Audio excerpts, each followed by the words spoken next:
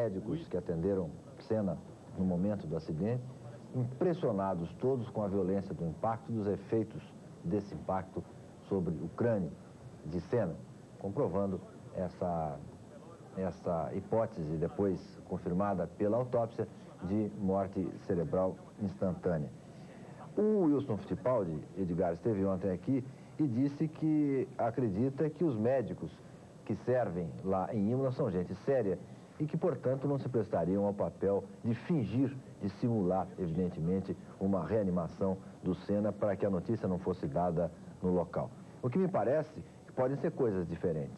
Morte cerebral não percebida, não é, pelos médicos, mas a tentativa de reanimá-lo, de mantê-lo vivo ali. Embora, pela violência do impacto, pudesse ser claro que tinha acontecido aquilo, não é? Diante disso que o assessor de imprensa aí nos contou, como é que a gente fica, em quem é que a gente deve acreditar mais?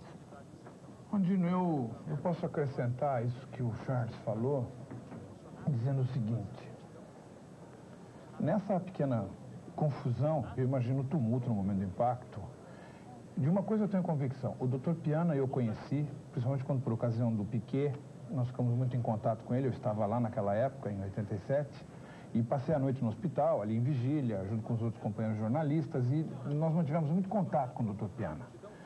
Posteriormente, em outros pequenos acidentes, nos anos subsequentes, a gente aproveitou aquela amizade e já corria: Dr. Piana, a seriedade desse homem eu não coloco, não ponho em dúvida, porque sei que é um professor extremamente sério, correto, e isso me deixa a convicção, a certeza de que o Sr. Mosley, o Sr. Brunserade, o Sr. Eccleston foram avisados da morte do Ayrton. Isso eu tenho certeza. Até porque, na sequência, complementando essa história, Sérgio Rondino, quando surgiu a palavra Senna is dead, o Sr. Martin Whittaker, que é o Public Relations da FIA, logo após essa terrível confusão de Senna is dead, se apressou em mudar a palavra dead para head, como que criando uma possível confusão de morte para cabeça. Isso foi uma outra coisa também que ficou muito mal explicada, Sérgio Rondino. E é preciso que se esclareça bem isso.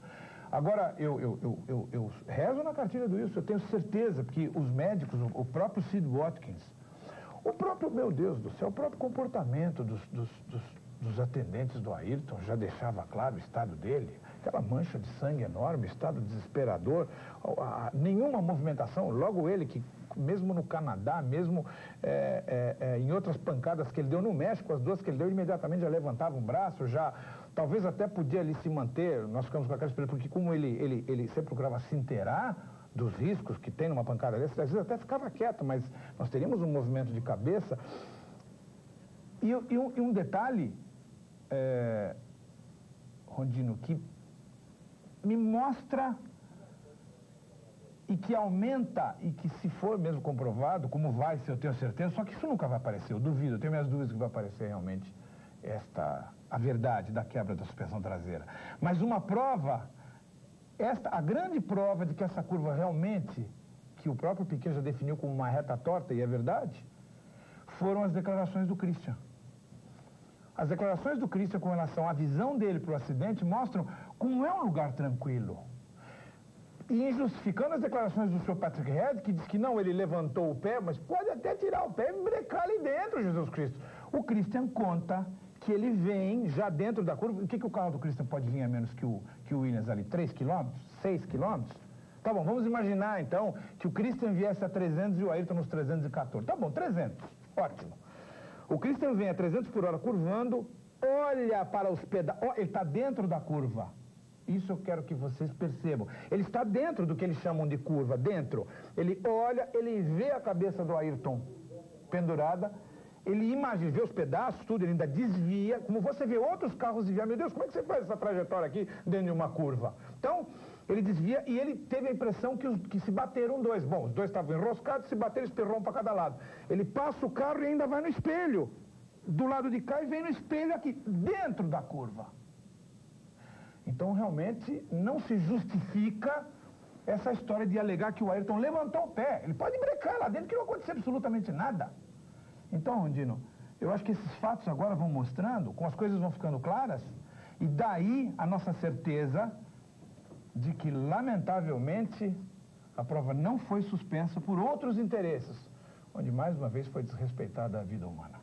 Edgar, um espectador do Rio de Janeiro nos manda para você uma pergunta sobre uma hipótese que ele está levantando.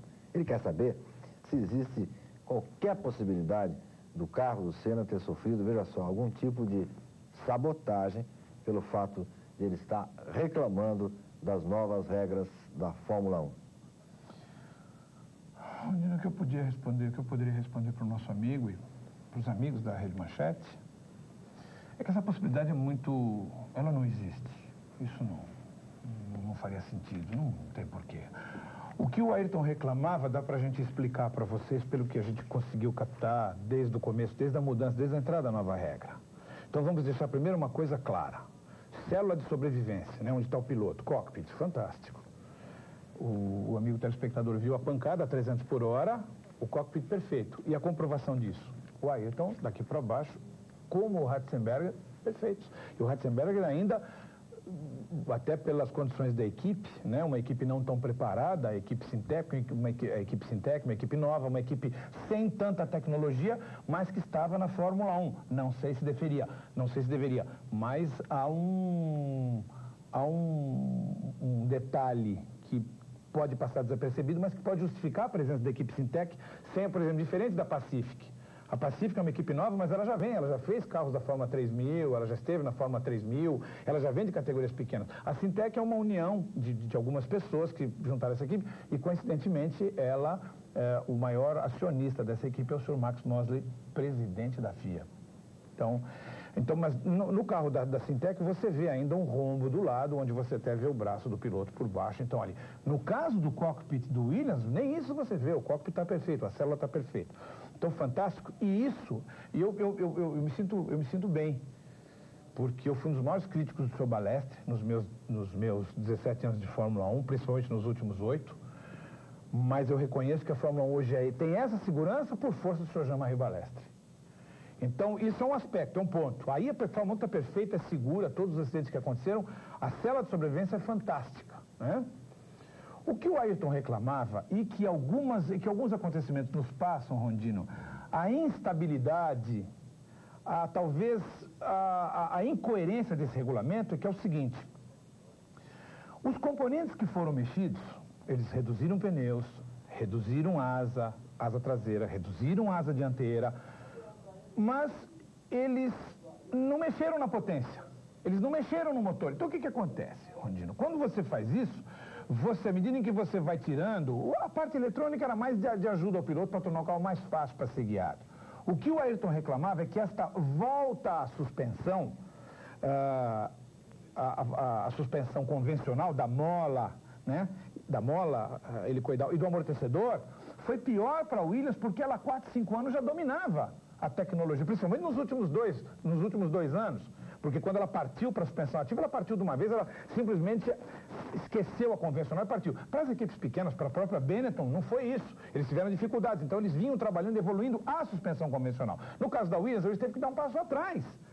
Então o que aconteceu? A equipe se perdeu na regulagem, no encontrar os componentes ideais. Ora, com um motor muito forte, e isso é sabido na Fórmula 1, os técnicos conhecem bem, se você não tem um carro estável, quanto mais forte o motor, e o Ayrton sofreu isso na pele de McLaren, quando ele tinha um motor V12, e o carro do Neil Otley, que foi o último McLaren Honda que ele guiou com motor V12, era uma cadeira elétrica, porque tinha um motor que era um canhão e o carro não respondia, não acompanhava, o chassi não acompanhava. Ora, no caso específico da Williams aconteceu a mesma coisa. Essa regressão fez com que a equipe se perdesse momentaneamente, Rondino. Ora, com a equipe perdida, eles tiveram que começar a retrabalhar, porque este carro não é mais do Patrick Head. Este carro, o Patrick Head, que é o engenheiro-chefe, esse senhor que deu a declaração que o Ayrton teria levantado o pé, ele deu esse carro praticamente, ele só supervisionou. Quem fez foi o Adrian Newey, um projetista que já era muito conhecido por fazer carros que só andam em piso liso, em tapete, em mesa de bilhar.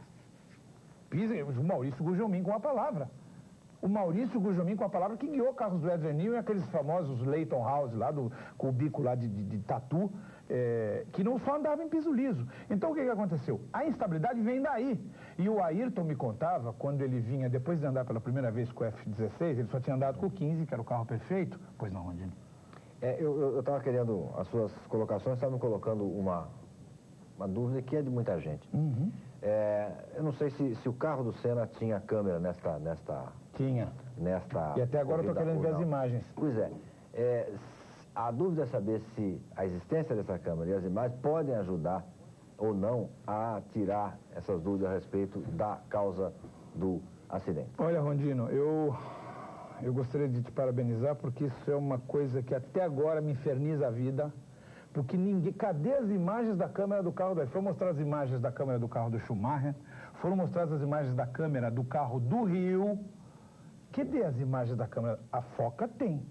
A Foca TV tem estas imagens.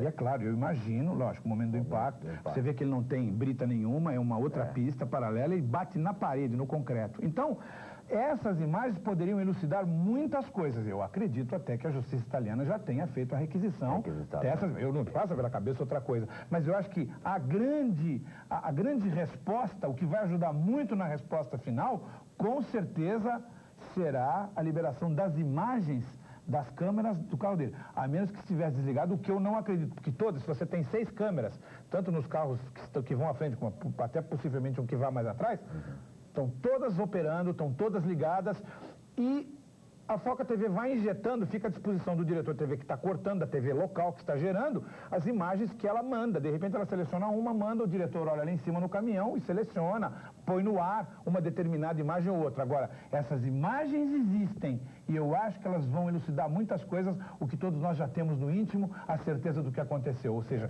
a quebra da suspensão, Rondino, que os pilotos até conhecem o risco, eles sabem disso, você pode perguntar para o Ilcinho, para o Gugelmin, para o Boesel, para o Emerson, todos eles sabem da possibilidade disso acontecer, uma suspensão pode quebrar. Eu até numa remota possibilidade, ainda até que aceitaria, porque o Ayrton como humano é falível, Jesus.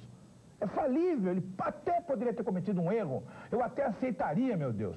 Eu só não aceito aquele muro de concreto seco, Rondino. Mas aí... É isso que não me passa, que não me desce. Ele não teve uma chance, Rondino, uma chancezinha. Se tem uma brita ali e se tem um pneu, ele diminui de 300 para uns 220 e dá o impacto no pneu a mais ou menos uns 210, que é a maioria das biabas em Fórmula 1 que é isso. Ele estava vivo, Jesus. Tá bom, com o braço quebrado, a perna, o pé, mas estava vivo. Mas aí é que eu caio, que vem a pergunta que todo mundo está fazendo, que já foi ouvido, talvez eu até já tenha feito a você. Qual é? Tantas exigências são feitas quando a corrida é aqui, quando a corrida é acolá. Vocês têm que fazer isso, têm que fazer aquilo, etc e tal, para cumprir.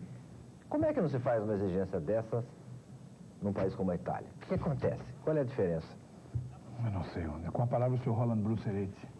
Com a palavra o senhor Roland Brusseretti. Eu não encontro, eu tenho, meu Deus, procurado esses dias uma justificativa. E, Rondino, não é uma coisa recente. O Villeneuve já explodiu uma Ferrari lá em 1981. Um ano antes de morrer. Na Tamburello? Um pouquinho mais pra frente, na Villeneuve, onde morreu o Ratzenberger, que hoje já tem o nome dele. Um pouquinho mais pra frente, que a configuração é a mesma, só que é pra direita.